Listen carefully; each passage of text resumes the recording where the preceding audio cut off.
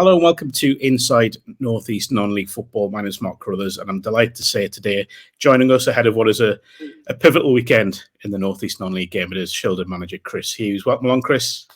Thank you. Thanks for having us. We talk about big weekends, but I think with you lot, you can probably extend it to a big week, because I look at what you've got, and yes, you'll focus on Saturday's game against Northfield at home. A lot of people will then focus on Monday because it's such a big game against Bishop Auckland, and then you go to Gisborough, I think it is, after that. So it's a really big week for you. Oh, it is. But as you've already kind of alluded to there, it's not as much of a big week if we don't win tomorrow on Saturday against North Shields. And that'll be a tough game. I've just done my programme notes there. Since we've been in, we've won one, lost one, and drawn one against North Shields. And I just think that the management team there and the club have done amazing to turn around what was an awful situation for them, even going into last season. And then they've had obviously a bit of an upset partway through this season, and then to get together the squad that they have, a mix of like real hungry young players and some experience, which is similar to what we have. I think they've done great, and the results they've had, even against Bishop Auckland, it was a fairly close game by all accounts. Shows that we'll need to be on it to make sure that we have that exciting week that we all want. I mean, when you look at that North Shield squad you mentioned there, it is a lot of unknowns, I guess you would say, in there as well. Does that make them even more difficult, a kind of more awkward opponent, I guess? It does, yeah. But again, when we played like Benfield a few weeks ago, I was at a brief chat with their manager, and they've kind of changed a little bit how they are doing things, and they haven't got as many of the like experienced players. They've got a lot of young lads who are hungry and desperate to do well. They want to prove themselves at this level, and that's difficult to play against. So any kind of lack of experience they might have, they make up for with enthusiasm, hard work, running, and if they've got a good coach and manager, which both teams have there, Benfield and North Shields, it becomes difficult to play against. So yeah, there's little bits of unknown there, but they do have a few players that we do know, and we'll be ready for that on Saturday. I am going to ask you about Monday. I know I said we'll focus on Saturday, but I mean, you look at Monday, and do you feel it's must-win from your point of view? Yeah, it is a must-win if we want to win the league. Listen, if we want to win the league, I think we'll have to win every game from now to the end of the season. It's as simple as that. And at the moment, we're kind of doing that. We've won quite a few games in a row now. So I hope that we can make Monday the game that everybody wants it to be. So yeah, let's get that done. But it's Bishop Auckland are a good side, very good team. I've watched them play a few times this season. Obviously, we've played against them already. They have a real clear identity of the way that they're playing. Obviously, the manager's done a good job to get them all on the same hymn sheet there. So yeah, we know it's going to be a tough game Monday, no matter how Saturday goes. It's interesting looking behind you as well. I know you only focused on sort of on trying to push for the title, but if it was to be the playoffs, it's a really interesting mix of clubs behind you in that top five. I mean, you look at teams like Birtley, who I think are, with all due respect to everyone else, probably the team of the season given what they've done this year. Yes. Your Heaton Stands, you've got West Auckland obviously in there, so it's a real a curious mix of clubs you could face if it was to be that. Yeah, it is. I mean, I watched Birtley play the playoff game last season at Billingham, and you could just see there the way they were, the togetherness. They obviously all get on really well. They'll run for each other, and they've done unbelievable this season. I mean, we haven't played them yet. We've got to play them twice. We played them Saturday at the end of the season, so that could change things. And we also play Heaton Stanton that week. With Gisborough still in a shout, we've still got them to play. West Auckland, we lost to in the FA Cup and lost against them in the league as well. So, but when you get the playoffs, it's just absolute cliche, but it just becomes that lottery of one red card, one mistake, someone missing a glorious chance. And obviously, we'd rather not be in the playoffs. But if we are in the playoffs, then we'll be ready for it. And as much as we think we would respect any opposition that we have, I'm sure they'll be looking at us as well and thinking, it's going to be a tough game against Shildon too. Yeah, This is a really boring question, and I'm kind of sick of talking about it, but I will ask about performance and fixture rescheduling, fixture pile-ups. I mean, from your point of view, it's been a challenging season. The amount of games you've had called off, not necessarily at Dean Street, but also at other games. I mean, it's been a real challenge throughout the league. It is. It's tough, isn't it? And you've got to see things from everybody's side and point of view. You know, the FA want to kind of keep the leagues finishing at a similar time. The league want to get games done by a certain time. The clubs are trying their best to get games on. Sometimes clubs may think, oh, well, maybe it's not the end of the world if this game's called off this Saturday either, by the way. But I do think that if the FA want to fix this problem, and we are in the northeast of England, weather's not going to suddenly get any better anytime soon over the next however many years, there needs to be a big investment from the FA to support the clubs to, whether it's drainage, I think would probably be the big thing. Maybe support that if there's more 3G pitches going to be put up for the non-league teams, make them a little bit more affordable. So I think there's ways and means around it, but it's just a dead awkward situation, and there's pros and cons to each side of it. And I do think the league are going to extend some games into the next the week after the current deadline. So. We'll be ready for it. We've got a good strong squad there with plenty of players, and over the course of the season, that's one of them, isn't it? It'll even itself out, I'm sure. I'm going to again go slightly negative, but if we go back to last season and everything that went on at the club, has that experience of the Northern Premier League made you even more hungry to get back there? Because obviously it's a great league, that East Division. There's a lot of North East interest in there. Has that desire been heightened by what happened last year? Oh yeah, I mean, I've said this before to other people. Like, I won't be able to kind of rest easy until we're back in that league. It still kind of sits with me that I was the manager when we went down. I take responsibility for that. Happy and grateful to the chairman for giving us the opportunity to kind of get us back there, and we've changed the squad around a lot since then.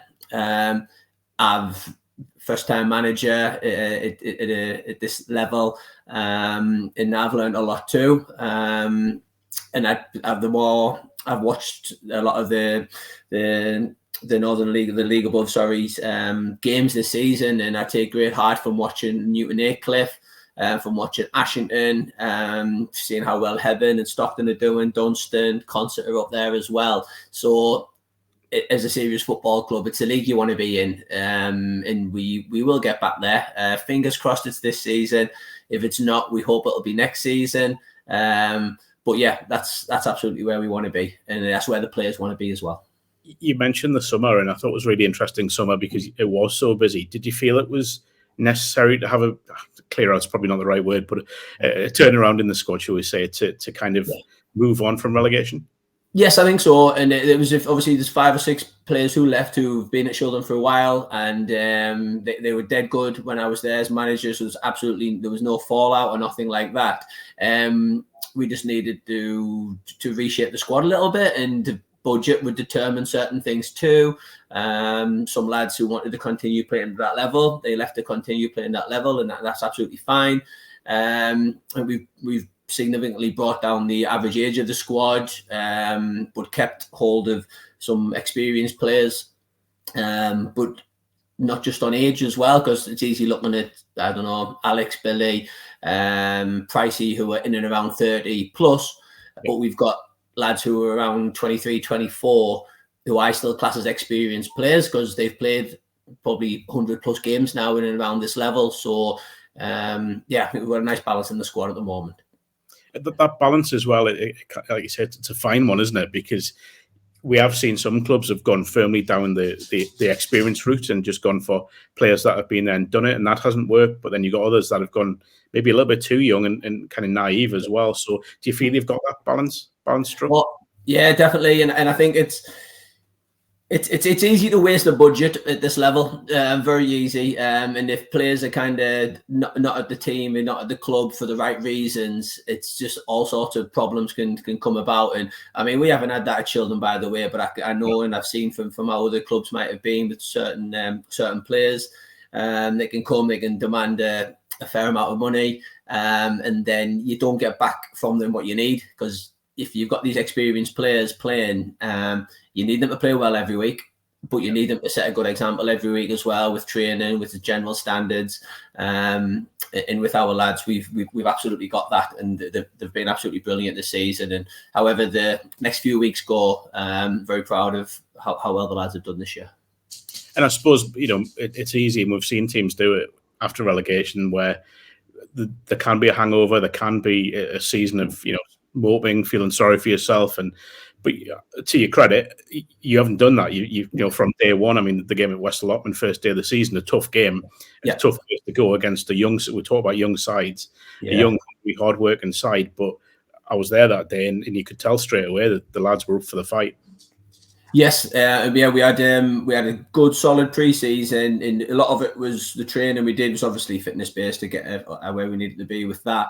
But our kind of principles of how we were going to play this season, they've just been, that's us this year, and even more so in the first few weeks, because coming down over teams to be playing Shildon, and like it's going to be a tough game. We're going to raise their game a little bit maybe. So we just tried to kind of just play the percentages really in the first few weeks, just to make sure that we had that good start.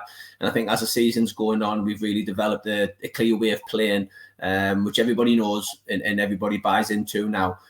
So yeah, definitely at the start of the year, we were very purposeful, I think, in how we did things. We didn't take many chances. We wanted to make sure that we were kind of keeping clean sheets, keeping the ball moving forward, and just kind of limiting any mistakes that we might make, which could cause us a problem in the games.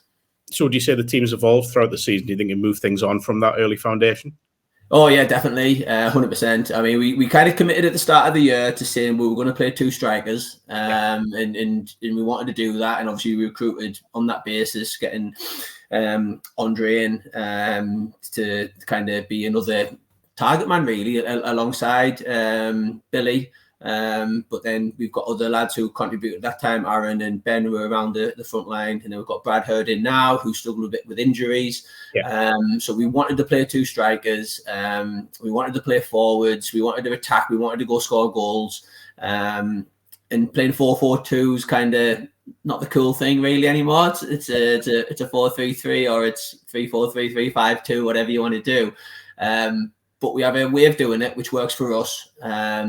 And it takes a lot of effort from the lads to play 4-4-2. And it's a big commitment, and there's pros and cons to playing any formation. But committing to this has been good for us, and it's stood us in good stead so far this season. Just a final one, sort of looking at the club as a whole. I mean, we spoke about on-field changes. The off-field changes have continued. There was investment ahead of the season came in. The ground's changed. The chairman's fiercely ambitious. You can tell that, want to move things forward. I mean, that must help you sell the club to potential signings as well. Yeah, it does. And the chairman and the board and the club have been great. It's great to see more investment in the club, trying to get the community even more involved. And I think when all the club are on the same page, pulling in the same direction, it makes a massive difference. There's no fallings out. I can ask questions. David can ask questions of me, and it's really amicable. We talk about things. We speak at least once a week, normally 2 or 3 times a week. So there's there's nothing hidden. It's all out in the open between us. And the players are massively part of that as well. We changed a little bit on the code of conduct this year as to how things would look, just to make sure that the players were invested in the club as much as the club would be invested in them. So at the moment, we've got a good thing. Delighted to have a significant amount of players already committed for next season, which is important because I like a lot of the job, but I didn't particularly enjoy last summer having to speak to lots of players and negotiate and all the rest of it. It's not my favourite part of it, but I know it needs to be done. But the fact we've got these lads signed up now, well, it shows why would they sign early? They enjoy being here. They're part of a really good group, and that's, again, the club had to commit to that. So I appreciate that from them too. That's been a fascinating 15 minutes. Everything looking positive at Shildon ahead of, as I said, a pivotal weekend. Chris, best of luck for the rest of the season, and particularly these next 7 days. I think we both know it's going to be pivotal in what's already been a brilliant season. But thanks for your time. Thanks to everyone for listening and watching. Give us a follow if you can on Twitter and on YouTube. Give us a subscribe, and we shall see you next time.